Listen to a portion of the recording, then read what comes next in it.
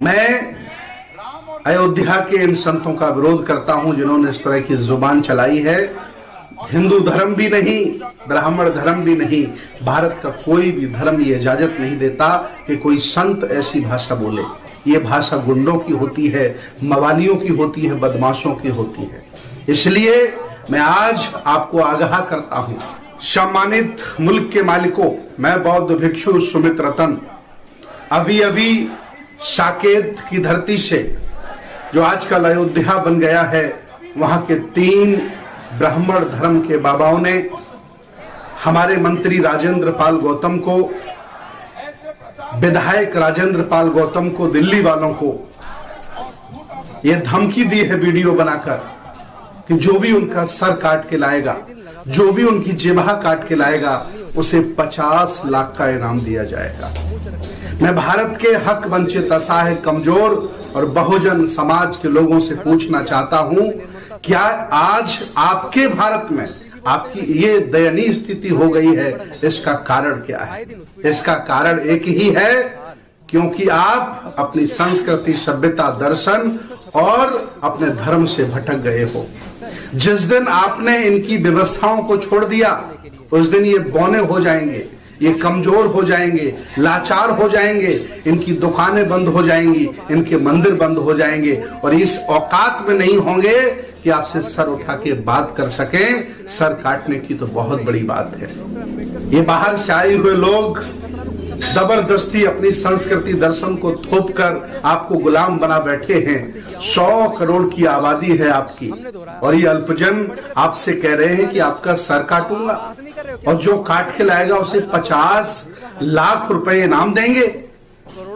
याद रखना, ये सर काटने का काम डकैत करते हैं, गुंडे करते हैं, बदमाश करते हैं। संतों को, स्वामियों को ये शोभा नहीं देता।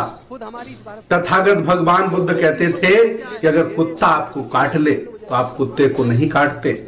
बुद्ध ने हमें ऐसे संस्कार नहीं दिए हैं, हमारी संस्कृति, हमारे दर्शन ने हमें ऐसे संस्कार नहीं दिए हैं कि उनका जवाब उनके शब्दों से हम दें। लेकिन मैं इतना जरूर कहूंगा कि कुत्ता अगर काटे तो कुत्ते को काटा नहीं जाता है, बांधा जाता है, कमजोर किया जाता है ताकि वो दोबारा ना काट सके। इसलिए आज बहुजन समाज के लोग समझ जाओ कि वो तुम्हें कमजोर, पंगु, असहाय समझते हैं।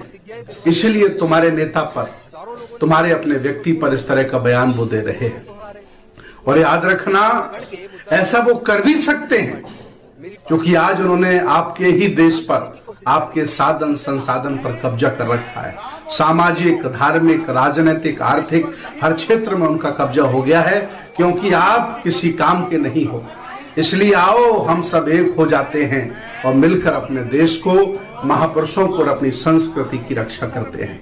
मैं अयोध्या के इन संतों का विरोध करता हूं जिन्होंने इस तरह की जुबान चलाई है। हिंदू धर्म भी नहीं, ब्राह्मण धर्म भी नहीं, भारत का कोई भी धर्म ये इजाजत नहीं देता कि कोई संत ऐसी भाषा बोले।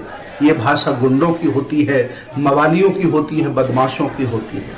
इसलिए मैं आज आपको आगाह करता हूं, आपको चेतावनी देता हूं, ये इनकी भाषा इसलिए ऐसी हो गई है क्योंकि इनको लग रहा है कि हक वंचित, असहाय, बहुजन समाज इनके चुंगल से निकल रहा है, इनकी गुलामी से मुक्त हो रहा है।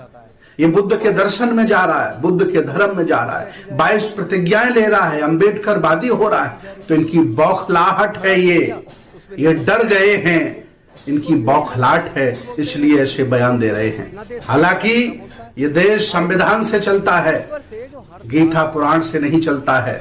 हम संविधान के हवाले इन बाबाओं को करना चाहते हैं। मैं पुलिस का सम्मान करता हूं, हाई कोर्ट, सुप्रीम कोर्ट का सम्मान करता हूं। मैं ऐसी कोई भाषा नहीं बोलूंगा जो आपत्तिजनक होगी, लेकिन मैं आगाह करना चाहता हूं, ये देश संविधान से चलता है, सरकार से, कि ऐसे बाबाओं पर कार्रवाई होनी चाहिए कि आखिर इनकी जुबान फिसली क्यों, इनके मंसूबे इतने खराब क्यों हुए। अगर जुबान से ऐसा निकला है तो ऐसे वो हो सकते हैं, उनकी जांच कराई जाए और उनके खिलाफ सख्त से सख्त कार्रवाई की जाए। हम अकेले नहीं, 100 करोड़ लोग भारत के, हम सब लोग राजेंद्र पाल गौतम के साथ खड़े हैं।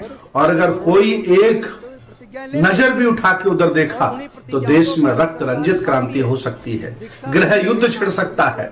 इसलिए मैं चाहता हूं कि देश को देश बना रहने दो, राष्ट्र को राष्ट्र बना रहने दो, यहाँ झगड़े फसाद मत करो।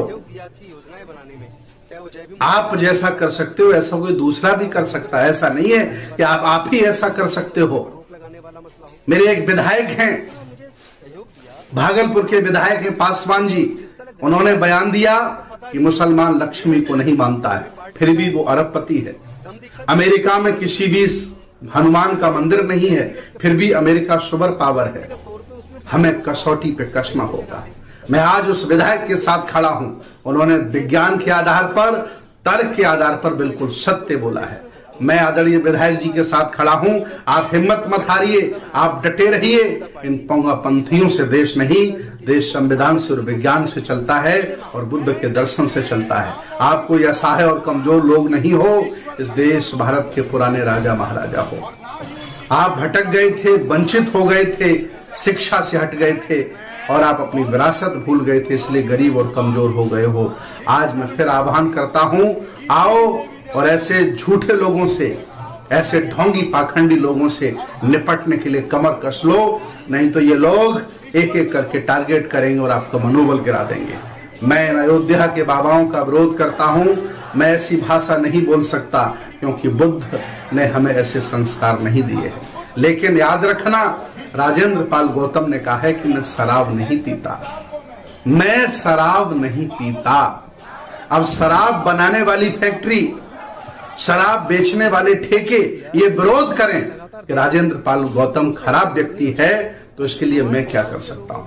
मैं भी कह रहा हूं मैं शराब नहीं पीता, मैं नहीं मानता। जबरदस्ती नहीं है, ये धर्मनिरपेक्ष भारत है, संविधान हमें आजादी देता है। आप हमारे साथ बर्बरता नहीं कर सकते, आप हमारा मनोबल नहीं गिरा सकते। आओ बहुजनों, खड़े हो जाओ, ये इनकी बौखलाहट है और इसका डट करके हम मुकाबला लेंगे। और आज धम्म दीक्षा 22 प्रतिज्ञा अभियान भारत के तहत ये अभियान अब पूरे भारत में चलेगा और हम हक वंचित असहाय कमजोर समाज को बुद्ध की तरफ ले जाएंगे, कोई रोक नहीं सकता है। बहुत बहुत धन्यवाद।